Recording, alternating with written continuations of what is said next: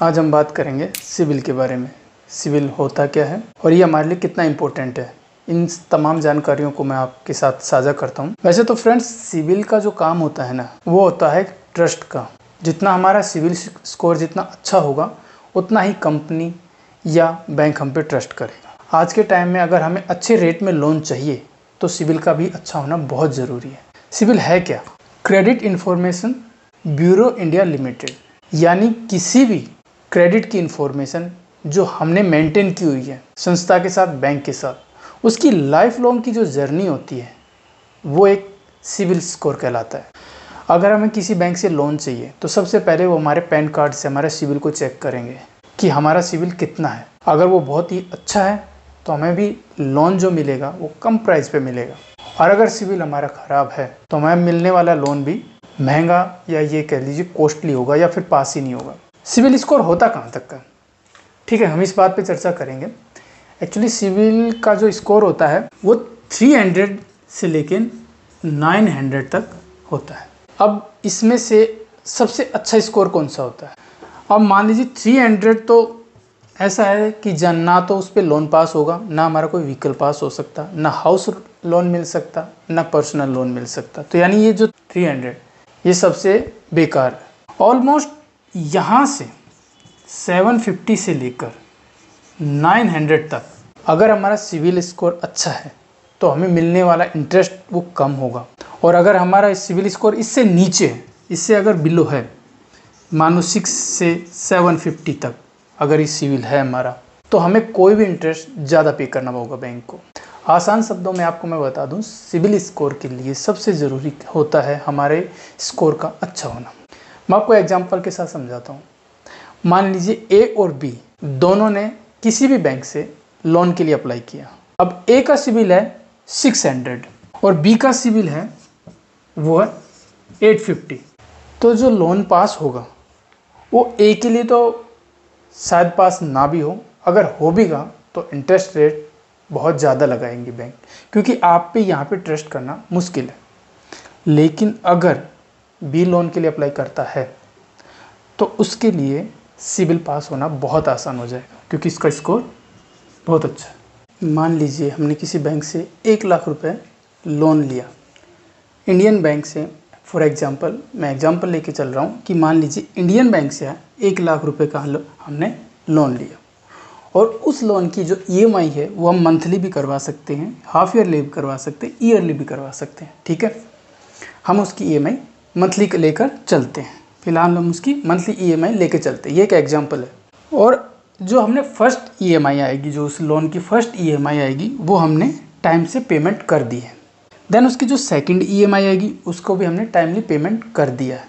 Third EMI आई उसको भी हमने टाइमली पेमेंट कर दिया है। मान लीजिए फिर उसका जो फोर्थ EMI है वो हमारे से किसी भी कारण से ड्यू हो गई, स्किप हो गई, तो IB बैंक, इंडियन बैंक है, वो एक रिपोर्ट भेजेगा, SMA भेजेगा, स्पेशल मेंशन अकाउंट 1। सिविल के पास एक SMA भेजेगा कि इसकी फर्स्ट मंथ की जो EMI है वो ड्यू हो गई है, स्किप हो गई है। ये SMA 1, स्पेशल मेंशन अकाउंट 1, जो IB बैंक के द्वारा सिविल को भेजा जाएगा। और मान लीजिए 5th मंथ की भी आपकी ड्यू हो गई है किसी भी कारण से, तो फिर SMA 2 भेजा जाएगा कि इस जो पर्सन है इसकी जो 2nd मंथ की EMI है वो भी ड्यू हो गई है। और अगर आपने 3rd मंथ की भी EMI ड्यू कर दी है, तब IB फाइनल आपको NP भेजेगा, non profit account. Non profit account Indian bank या कोई भी बैंक, जब अगर आप 3 मंथ की EMI कंटिन्यूस ड्यू कर देते हो तो बैंक आपकी जो रिपोर्ट है, SMA है, वो सिविल के पास कंटिन्यूस चीज़ को पहुंचा देगा। और अगर 3 मंथ की ड्यू होते ही वो एक आपका जो अकाउंट है, लोन अमाउंट है, वो नॉन प्रॉफिट घोषित कर दिया जाएगा। इस प्रकार हर एक पेड और अनपेड दोनों तरह का जो रिकॉर्ड होता है वो सिविल के पास होता है। और यही हमारे लिए सबसे इम्पोर्टेंट है कि हम अपने सिविल रिकॉर्ड को किसी भी तरीके से ख़राब ना करें। आइए अब बात करते हैं कि सिविल के ख़राब होने के कारण क्या क्या, जिनसे सिविल ख़राब होता है। सिविल के जो सबसे मेन कारण है ख़राब होने का, जो हमारा सिविल जो नीचे जाने का सबसे मेन कारण होता है, वो है पेमेंट ड्यू। अगर हमें किसी भी लोन की ईएमआई को ड्यू किया है या स्किप किया है तो हमारा सिविल नीचे जाएगा और साथ के साथ एक सिविल में एक मार्क भी छोड़ के चला जाएगा। सेकंड नंबर है वो है कि अगर हम लोन के लिए अप्लाई कर रहे हैं और वो लोन हमारा बार बार रिजेक्ट हो रहा है, एक बार अप्लाई किया, एक बैंक से अप्लाई किया, रिजेक्ट हो गया, सेकंड बार सेकंड बैंक से अप्लाई किया, रिजेक्ट हो गया, थर्ड बार थर्ड बैंक से अप्लाई किया, वो भी रिजेक्ट हो गया। लेकिन हमें तो ऐसा लगता है कि ये एक रफली काम है, हमने बैंक से सिर्फ पूछा है, बैंक बदलेंगे तो लोन भी दे देंगे, पर ऐसा नहीं है क्योंकि रिकॉर्ड तो सिविल से ही लेकर आते हैं। आप चाहे प्राइवेट बैंक हो, सरकारी बैंक हो, जहाँ पे आपका पैन कार्ड लग गया है आपका रिकॉर्ड यहीं रहता है। अगर आपका सिविल खराब है तो वो यहीं से इन्फॉर्मेशन लेंगे, आप चाहे प्राइवेट बैंक में करो या गवर्नमेंट बैंक में करो, सिविल्स के पास जो भी इन्फॉर्मेशन होगी बैंक सबसे पहले वहाँ जाएगा और वहाँ से पूछेगा कि क्या इसको लोन देने के लायक सिविल का जो रेट है वो है या नहीं है। अगर नहीं है तो रिजेक्ट ही होगा। लेकिन आपके बार बार लोन के लिए अप्लाई करना और रिजेक्ट होने का भी एक मार्क वहाँ पे बन जाता है और हमेशा के लिए बन जाएगा कि आपने 1 लाख के लिए, 10 लाख के लिए, जितने के लिए भी अप्लाई किया है और आप इतनी बार रिजेक्ट हुए। तो इसलिए कभी भी लोन के लिए ऐसे ही अप्लाई मत कीजिए कि आपके पास फ़ोन आया कि लोन ले लीजिए। वो तो एक काम है उनका काम बस इतना था कि उन्होंने फ़ोन किया, फ़ोन करने के बाद बस आपको सारी इन्फॉर्मेशन ली, आपका पैन कार्ड लिया और उन्होंने बस अपनी ड्यूटी पूरी की। लेकिन उसके बाद आपका काम बेकार हो जाता है क्योंकि आपके लिए जो वो ट्राई करते हैं जिस भी बैंक में, वहाँ पे अगर आपका लोन रिजेक्ट हो जाता है तो इसमें उनका कुछ नहीं गया, लेकिन आपके ऊपर एक दाग लग गया, सिविल के ऊपर एक दाग लग गया जो हमेशा रहेगा। इसलिए कभी भी अपने लोन के लिए पूछने से पहले अपने सिविल रिकॉर्ड को अच्छी तरीके से चेक कर लें और अप्लाई करने से पहले सामने वाले के रख दें कि मेरा सिविल स्कोर इतना है तो क्या मुझे लोन मिल सकता है, या मैंने कि कहीं से और से लोन ले रखा है और मेरे इस तरीके की सी पेमेंट ड्यू हो चुकी है। क्योंकि अगर इस सिविल में ऐसा नहीं है कि आप कुछ छुपा लोगे तो वो आपको देख नहीं पाएंगे। आप कितना भी हाइड करो, कितना भी छुपाओ, सिविल सब बता देगा। आप किसी भी बैंक से कुछ भी नहीं छुपा सकते। तो सबसे बड़ी बात, आप लोन के लिए रिजेक्शन जो बार बार होता है उसको आप स्टॉप करें, ऐसा ना करें। जो थर्ड रीज़न है वो है किसी भी अमाउंट में खुद को गारंटर ना बनाएं।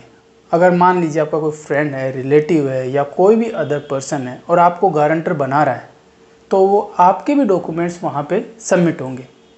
और अगर आपके फ्रेंड ने या रिलेटिव ने किसी भी तरीके की ईएमआई को ड्यू कर दिया तो उसका इम्पैक्ट आपके सिविल पे भी पड़ेगा। तो सबसे बड़ी बात, आप वहाँ पे गारंटर ना बने। अगर गारंटर बने तो वर्बली बन सकते हैं, अपने डॉक्यूमेंट्स को सबमिट ना करें। अगर आपने डॉक्यूमेंट सबमिट कराए, अपना पैन कार्ड सबमिट कराए और अगले वाले इंसान ने अगर पेमेंट ड्यू कर दी तो वो इम्पैक्ट आपके सिविल पे हमेशा के लिए रह जाएगा। इसलिए इस बात का ध्यान दें, कभी भी कोई भी चीज़ के लिए गारंटर ना बने और साथ के साथ डॉक्यूमेंट्स तो बिल्कुल नहीं। जो फोर्थ कारण है वो है लोन सेटलमेंट। कई बार क्या होता है कि कुछ लोगों को अनजान जो रहते हैं वो उनको नहीं पता कि लोन सेटलमेंट होता क्या। उनको ये प्रॉफिट दिखाई देता है कि मान लीजिए उनके ऊपर 1 लाख का लोन था और किसी भी कारण से वो सिर्फ 50,000 ही भर पाए अपने लोन का अमाउंट, लेकिन 50,000 के ऊपर वो बैंक ने उनको एक सुविधा देने की कोशिश की या फिर दी कि आप एक काम कीजिए, लोन सेटलमेंट कीजिए। तो इसमें बैंक का कुछ नहीं जाएगा, आपका बहुत कुछ चला जाएगा। लोन सेटलमेंट एक ऐसी चीज़ है, अगर आप लोन सेटलमेंट करते हो तो उसमें आपका सिविल बहुत ही तेज़ी से नीचे गिरता है। यानी कि ये दिखा देता है कि आपका वो अमाउंट भरने की इमेज नहीं है, आप ऐसा अमाउंट नहीं भर सकते। तो भविष्य में आप कभी भी लोन लेने जाओगे तो जाहिर सी बात है आपको लोन नहीं दिया जाएगा, क्योंकि आप जो पहले लोन के लिए सेटलमेंट कर चुके हैं तो सेकंड के बार भी ये चांस ज़्यादा बन जाते हैं। बैंक इसी नज़र से आपको देखता है। तो कभी भी लोन सेटलमेंट ना करें, कुछ भी करें बट अपना लोन टाइमली भरें और पूरा भरें, सेटलमेंट ना करें। और अगर सेटलमेंट करना है तो ऐसा नहीं है कि आप 1 लाख के लोन को 90,000 तो आपने भर दिया और 10,000 के ऊपर सेटलमेंट किया। नहीं, अगर करना ही है तो फिर पूरा ही कीजिए, और अगर नहीं तो बिल्कुल भी नहीं, आप पूरा का पूरा 1 लाख का लोन अपना पेमेंट कीजिए। इसलिए सेटलमेंट कभी भी ना करें। और सिविल का सबसे जो नीचे जाने का कारण है, उसका सबसे एक कारण है कि आज सबके पास क्या है कि क्रेडिट कार्ड होते हैं। पहले एटीएम कार्ड जैसे हमारे पास होते थे, आज की जनरेशन के पास क्रेडिट कार्ड भी होना कोई बड़ी बात नहीं है। क्रेडिट कार्ड ऑलमोस्ट सबके पास मिल जाता है और क्रेडिट कार्ड की जो लिमिटेशन है वो सबके पास अलग अलग होती है। लेकिन क्या है कि क्रेडिट कार्ड आने के बाद एक हवा भी आ जाती है, दिमाग में फिक्र होता है कि मेरे पास जेब में 1 लाख रुपए है, 1.5 लाख है, 2 लाख है, 10 लाख है। तो जो क्रेडिट कार्ड का यूज होता है ना, उसको हमें 30% ही करना है, जो मेन अमाउंट है। मान लीजिए हमारा अमाउंट है 1 लाख रुपए, लेकिन अगर उस क्रेडिट कार्ड का यूज करना पड़ जाए तो हमें 30,000 या मैक्सिमम 40,000 तक ही उसका यूज करें, ये काफ़ी है। इसलिए कभी भी क्रेडिट कार्ड का फुल यूज़ तो बिल्कुल नहीं करना चाहिए, वरना बैंक के पास या सिविल के पास जब भी आपका डेटा जाएगा, हर महीने जाता है वो, आपने क्या परफॉर्मेंस किया है, किस बैंक में परफॉर्मेंस की है, कौन से एटीएम का कैसे यूज़ किया है, कौन से क्रेडिट कार्ड पे कितना पेमेंट किया है, कितना आपने उसका लेट पेमेंट किया है, तो ये सारा रिकॉर्ड आपका पर मंथ डेटा जाता है। और बैंक का एक रूल है, ये भेजेगा ही भेजेगा, आप इसे रोक नहीं सकते। आप अगर किसी भी बैंक से लिंक्ड हो, वो आपका डेटा पर मंथ भेजेगा, चाहे वो राइट हो, रॉन्ग हो, या कुछ आपने किया हो या आपने नहीं किया हो। तो इसलिए कभी भी अपने क्रेडिट कार्ड का फुल यूज़ ना करें, वरना बैंक के पास यही जाएगा कि ये बंदा क्रेडिट कार्ड पे जिंदा है। तो इसलिए आपको ये शो करना है कि आपके पास पैसा है, लॉयल हो, और आप टाइमली अपने माइंड को उस चीज़ के लिए कैपेबल हो कि आप पेमेंट फुल कर सकते हो। आप पूरी रूप से क्रेडिट कार्ड का यूज़ नहीं करें। सिबिल का डाउन होने का जो 6th कारण है वो है एनओसी। किसी भी बैंक से या किसी भी संस्था से जब हम लोन लेते हैं तो जब अगर उसका पेमेंट पूरा कर देते हैं तो उसे एनओसी लेना बहुत ज़रूरी है। NOC, non objection certificate. अगर आप एनओसी ले लेते हैं और जो पासबुक है उसके अंदर हम फुल एंट्री करवानी है, जो एंडिंग एंट्री होती है वो बहुत ही ज़्यादा ज़रूरी होती है। क्योंकि कई बार ऐसा होता है कि अगर मान लीजिए हमारे बैंक के पास 500, 1000, 1500, 2000 रुपये अमाउंट बच जाता है और बैंक में कई बार उस चीज़ पे ध्यान नहीं देता है और वो हमारे पास बचा रह गया, तो ये ओवर स्मार्ट नहीं बनना है कि हमें रख लेना है। क्योंकि अगर आज तो हम 2000 रुपये को या 1000 रुपये को उस अमाउंट को अपने पास रख लेंगे, लेकिन हमें बैंक से कभी भी क्लियरेंस नहीं मिलेगा और वो ड्यू अमाउंट हमारे सिविल में लाइफ लॉन्ग शो करेगा। तो इसलिए कभी भी अगर आपको बैंक भूल भी गया है या किसी भी कारण से आपके पास 1000, 1500 या लास्ट अमाउंट कुछ रह गया है, तो आपकी जिम्मेदारी है कि उस अमाउंट को पूरा कीजिए बैंक के साथ और एनओसी लें और लास्ट ट्रांजैक्शन की अपनी डायरी के अंदर नोटिंग ज़रूर करवाएं। तो ये सबसे इम्पोर्टेंट है, आप बैंक से एनओसी लें, वरना आपका सिबिल का डाउन होना तय है। जो 7 नंबर का कारण है वो है कि हर चीज़ क्रेडिट कार्ड से हमें नहीं खरीदनी चाहिए। मान लीजिए कि कोई भी चीज़ ऐसा ना हो कि उसमें हर जगह हम अपना क्रेडिट कार्ड ही यूज़ कर रहे हैं, हर मंथ कर रहे हैं, पूरा क्रेडिट कार्ड यूज़ कर रहे हैं, या फिर हम अपने क्रेडिट कार्ड को हर जगह फंसा रहे हैं। छोटी से छोटी चीज़ के लिए, बड़ी से बड़ी चीज़ के लिए हम क्रेडिट कार्ड का यूज़ कर लिए। जैसे कि आजकल एटीएम होता है या फिर बारकोड होता है, कोई भी यूपीआई पेमेंट होती है, तो सारी यूपीआई पेमेंट आजकल क्रेडिट कार्ड से होने लगी है। तो ऐसा भी ना करना चाहिए, क्योंकि अगर हम हर क्रेडिट कार्ड से हर जगह यूज़ करने लगे तो भी ये हमारे लिए एक माइनस पॉइंट शो करता है कि इस बंदे का तो काम ही क्रेडिट कार्ड से चलता है, लास्ट में कमा के लाना होता है और पूरे मंथ क्रेडिट कार्ड के यूज़ पे ये रहता है। तो ये चीज़ एक माइनस फैक्टर होती है। इसलिए कभी भी हमें पूरा जो काम होता है वो क्रेडिट कार्ड के ऊपर डिपेंड रह के नहीं करना है, कि सिविल को बिल्कुल भी डाउन ना जाने दें। अगर सिविल नीचे जाता है तो हमें कोशिश यही करनी है कि सिविल हमारा नीचे ना जाए और सिविल को जितना जल्दी हो सके हम इम्प्रूवमेंट करें। और इम्प्रूवमेंट करने का कारण क्या है? इम्प्रूवमेंट करने का जो सबसे अच्छा उपाय है, हम टाइमली पेमेंट करें। सबसे अच्छा यही है कि किसी भी ईएमआई को हम टाइम टू टाइम पेमेंट करें। इससे बढ़िया कोई भी फैक्टर नहीं हो सकता सिविल को ठीक रखने का। मान लीजिए हमसे कुछ पेमेंट ड्यू हो गई, स्किप हो गई, वो हमारे सिविल में हमेशा शो करेगा, हमारे रिकॉर्ड में हमेशा शो करेगा, लेकिन उसको भी इम्प्रूवमेंट किया जा सकता है।